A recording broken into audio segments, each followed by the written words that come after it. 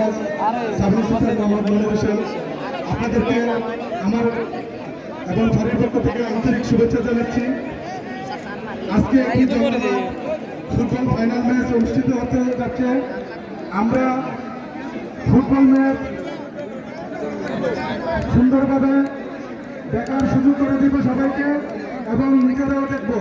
ব্যক্তিগত বলি, এই ম্যাচটি অত্যন্ত সুন্দরভাবে আজকে পরিচালিত হতে যাচ্ছে।